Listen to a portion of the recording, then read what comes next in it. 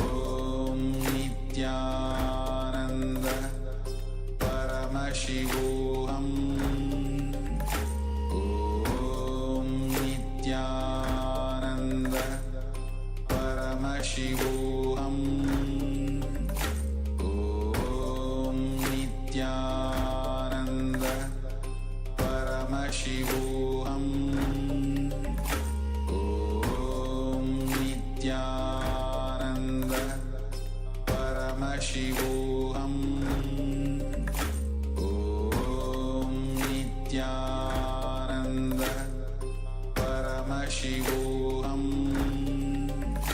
Om Nityananda Paramashivoham Om Nityananda Paramashivoham Om Nityananda Paramashivoham Om Nityananda Paramashivoham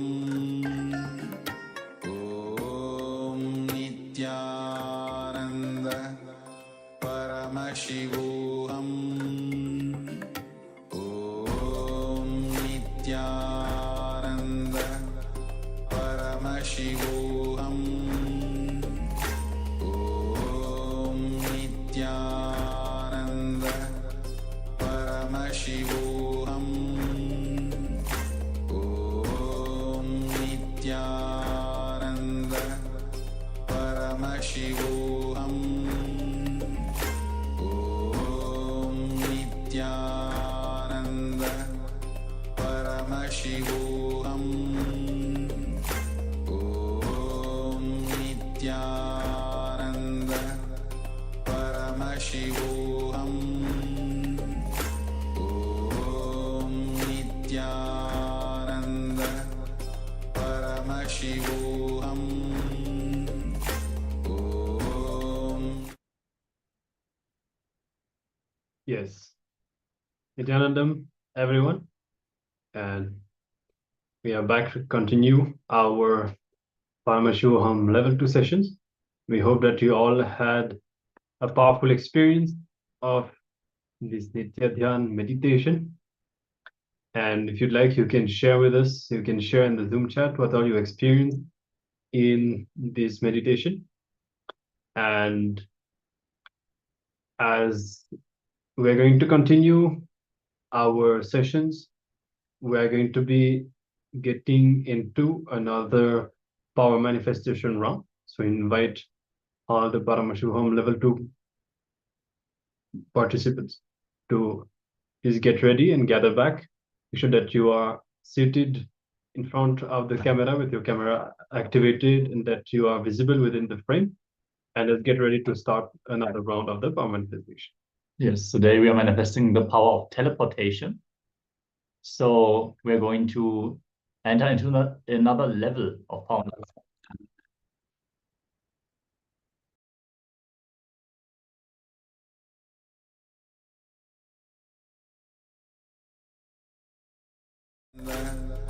Paramashivoham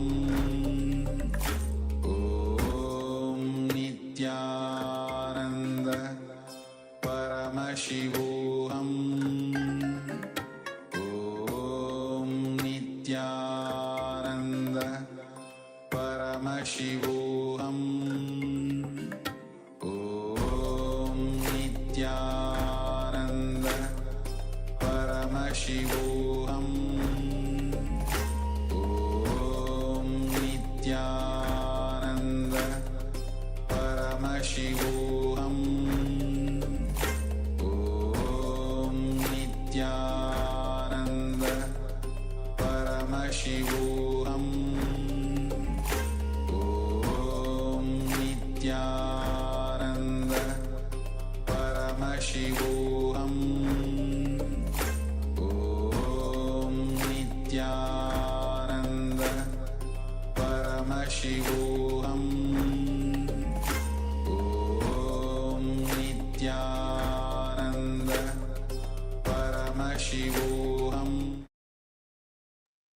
Yes, sorry for the technical glitch. We are back, so let us now get ready for the power manifestation. As before mentioned, we're going to manifest the power of teleportation. We have gone through various rounds of power manifestation already. In this round, we are going to teleport small objects within the same place where we are currently at now. So select a small object or a group of small objects, for example, a few marbles or anything of that sort, small objects, and keep them in a place you know within the place where you are staying. And for this round of the power manifestation, you're going to declare a different place within your home or wherever you're staying in right now. And as you manifest this power, teleport the small object or small objects to the different location. So if you have your Living Enlightenment book with you, you can open the Living Enlightenment book on any page number, just sit, connect to the Living Enlightenment book in your inner space. Understand the Living Enlightenment book is a living deity. You can connect to the Living Enlightenment book and request it, "O Jivan Mukti, reveal the page number to me, on which I will find the powerful cognition that will give me the breakthrough in this power manifestation." Any number appearing in your inner space, just open that page number and read the page. Understand every single word in the Living Enlightenment book is a powerful cognition, which enables you to manifest all the powers, since it directly connects you to Paramashiva. As the Supreme Founder of Hinduism says, this is the technology with which you can decode the higher understandings, the higher truths from the cosmos. So if you have the Living Enlightenment book ready, you can simply open it. If you do not have the Living Enlightenment book, you can simply search for it in any search engine. It has been translated in over 60 languages, so you can search for it in your mother tongue or whatever is most comfortable for you. Let's just take a few moments and receive a powerful cognition. Yes. Meanwhile, make sure to be seated in a yogic posture as much as you can. If it is possible for you, sit in Padmasana or Vajrasana on the ground with your head, neck, and spine in a straight line, as this will allow the flow of Kundalini to reach very seamlessly to your third eye. And once you are ready, once you have received your powerful cognition from the Living Enlightenment book, you can now bring your hands to the Samana Mudra by locking your fingers like this, which is the preferred mudra for the materialization. And from here, just close your eyes and connect with Swamiji, remembering Swamiji inside you. You can visualize Swamiji's form inside you, bringing your awareness to the third eye and chanting the Mahavakya. Remember that all these powers always manifest from the space of oneness. So keep your focus on experiencing oneness with Swamiji and allowing Swamiji to manifest the power through you. So with this, let's begin this round of the power manifestation. Keep your intention on teleporting the object that you have kept, and let us start.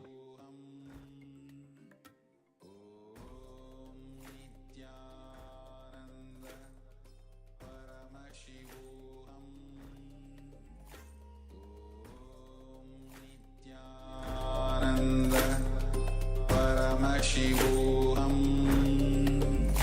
Om Nityananda Paramashivoham